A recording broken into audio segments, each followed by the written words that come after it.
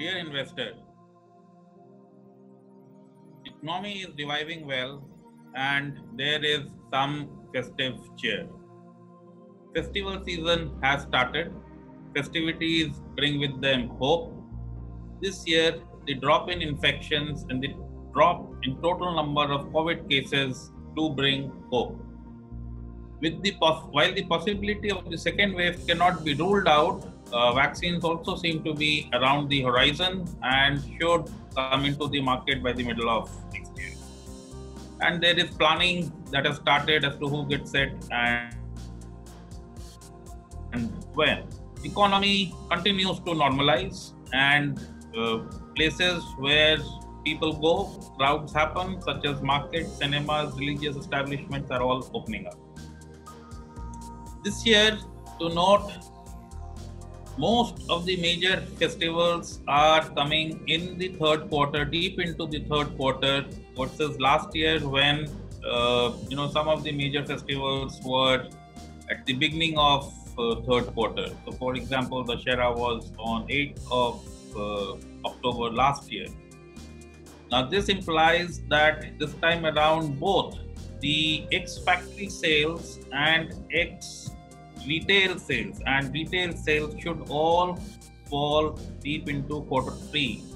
And this gives us hope that quarter 3 may be the first growth quarter in this fiscal after the downtake that we have seen in the first 2 quarters.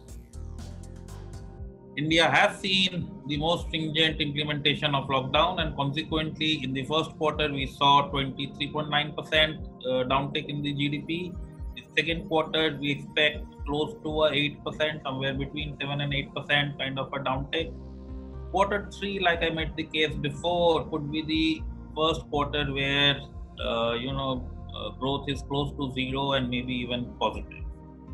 Primary auto sales, something from the factory to the dealerships, do point to a strong festival season expectations. Government has also put in a helping hand by providing government and PSU employees money to spend. Outlook for Q4 is anyway strong, and it is expected to be a growth quarter given that the base itself is low. The first lockdown that happened in the month of March this year. This time, what has really helped is that the external front has been strong, with the country registering a current account surplus and seeing a strong growth in forex reserves. Currency has been stable, and interest rates hence have tended down. Inflation has stayed low. Monetary transmission has been very good, and lending rates have also reduced sharply, and there are expectations of further reductions. Quick data such as PMI, railway freight, electricity usage, and GST collection do point to continued recovery on an overall basis. In the next section, let us look at the possibility of a Goldilocks kind of a period ahead. We should see quarter 2 EPS to be flat on a YOY basis, and from quarter 3 onwards, Nifty companies to deliver growth. The period ahead is a period where we do expect to see ample global and domestic liquidity, declining interest rates, strengthening of growth rates domestically, growth favoring policy environment in India, and low inflation. How is this happening?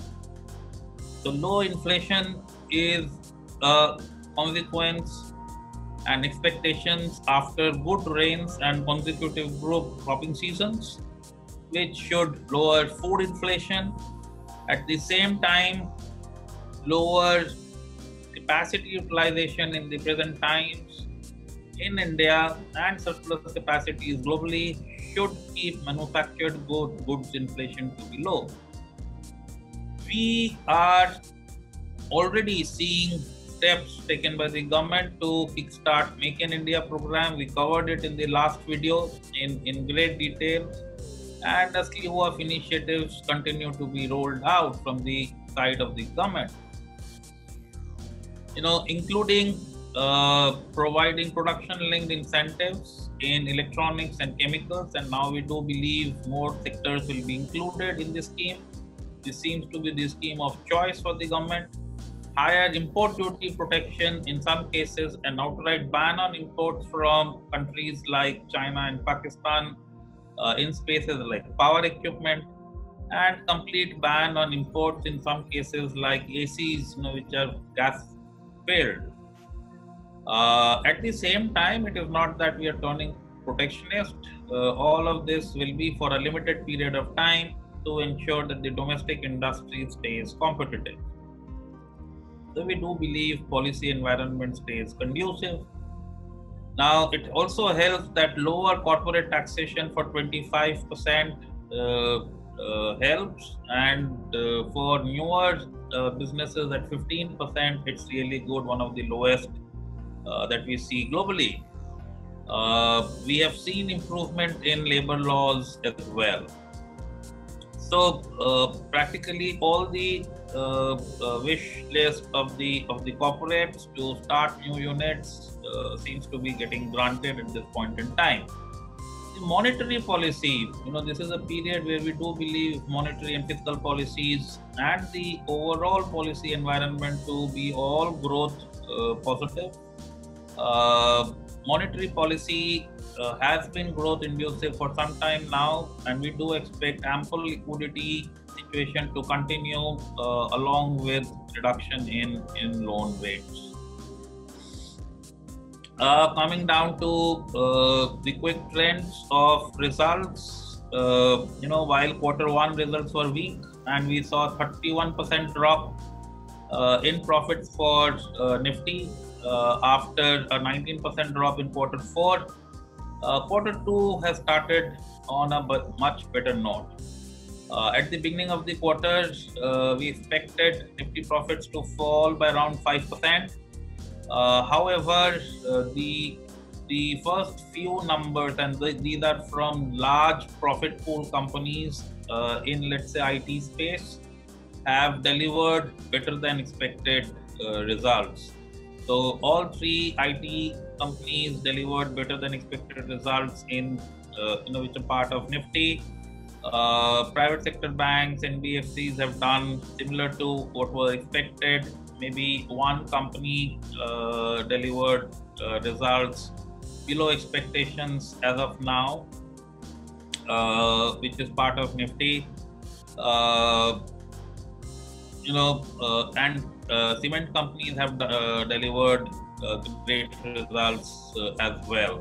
So there is a great chance at this time that versus expectations of a 5% degrowth, the season could deliver flat growth on Nifty on a YOY basis in this result season. If it does indeed become the case, Q3 and Q4 could be the periods wherein the index delivers strong EPS growth. So a lot to look forward to. In the next section, let's look at flows, valuations, and market spaces that we expect to perform. Domestic mutual funds continue to see redemptions, while the redemptions have fallen on a net basis. Given the trend in daily fund activity, we do believe October could also report a negative subscription number for MFs on the equity side. On the foreign institutional investment side, November is the last month when FI activity is near normal. After this, it reduces on end of the year consideration and the onset of festival season in the West in December. We expect that to happen this year as well. It is an every year phenomenon. At the same time, we don't believe that the strong surge in global liquidity, as a consequence of central bank actions, has as yet hit Indian shores. the foreign investments in the equity markets have been at levels that we have seen before the pandemic. However, on the FDI front, India has benefited strongly. This year the FDI inflow has been higher than any period before, primarily driven by strong fund infusion into Reliance Industries and its subsidiaries. And this may have been, on an overall basis, helped by low interest rate, good liquidity scenario globally. Retail investor, that's the third component of the market, has been the key to this rally. They came in at the bottom of the market and have continued to participate well. And we do believe that the confidence is high given the strong gains in the past period and at the same time signs of economic activity returning back to normal all around. Non-institutional cash volumes and derivative segments do point to elevated interests continuing. Given that, as a takeaway, given that institutional flows are expected to be relatively low in the last 2 months, we do expect market to take a breather and be range bound in this period. Let's look at valuations and the market spaces that we expect to perform. The thought here is that we expect economic activity to come back to pre-COVID levels, like we said in Q3 financial 21, and deliver a growth from Q4. With YOY activity, this is to be understood with YOY economic activity now tending to be closer to pre-COVID levels. Markets also are close to pre-COVID levels and are only a few percentage points away from all-time highs. This is something which is seen in many markets globally, and several global markets have and are trading at new highs. And globally, this is supported by growth rebound from the bottom close to as the economies are normalizing, and of course ample liquidity and lower interest rate scenario that is currently prevalent all over the globe. Now in Europe and US, there is this fear of second wave of COVID coming in, and there is a fear of a second wave of lockdowns which could impact economic activities, and we do see markets there getting impacted on those fears. While that's the concern for the West, we do believe that in India we will see only local lockdowns. Given the large economic costs of a stringent lockdown that we saw in the initial period. At the same time, any package that is extended in the West to support their home economies, would in a manner also benefit sentiment towards India. It improves risk-taking abilities of foreign institutional investors, and some bit of the positivity does percolate into India, as we noticed before, wherein the strength in FDI flows is in part because of strong liquidity, low interest rate scenarios in the West. Already, as we speak, even while there is a run-up to the US elections, there is a talk of an economic package being extended to their people in the US. We do believe, hence, that our market should sustain valuations and consolidated in a range. We have come back, and strongly, it will be good if we consolidate in a range for some time. Flows will take a breather, and this is a good outcome. We do note that in financial 22, index EPS could come out of the 400 band that it has been in for last 7 years. and we could see a number closer to 561 on the index EPS. That will be the first break out of the 500 band. Lower interest rate scenario, of course, is supportive of risk takers. Which sectors will do well in terms of in terms of our portfolio? Our positioning remains broadly the same as last time, with only some marginal increase in exposure to chemical companies.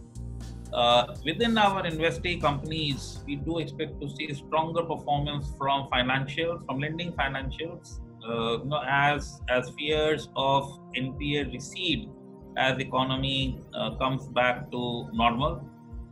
And we do hope to see evidence of NIM, net interest margin expansion, as capital costs fall. We hope to see this more in NBFCs versus banks. NBFCs, the best of NBFCs who are let's say focused on businesses where lending is more on a fixed rate basis. It could be vehicle finance, second-hand vehicle finance, gold loans, consumer durable finance kind of activities. We do expect consumer discretionary pack to again see stronger performance or normalization of economic activity. Spaces which are benefiting strongly from unorganized to organized shift in this space should do very well. Clearly, there is a trend that the stronger companies are becoming stronger as the economy normalizes out of the COVID period. Chemicals and pharmaceuticals could do very well on continued strength. So Q1, this was a space which did okay. Q2, they should deliver growth, and that should continue in Q3 and Q4, supported by both strong exports and domestic sales.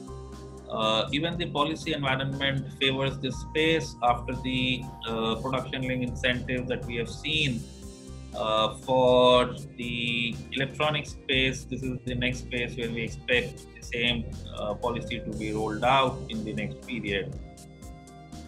So these are our thoughts, on the economy flows and the markets at this juncture. Happy investing, happy festivities. Thank you.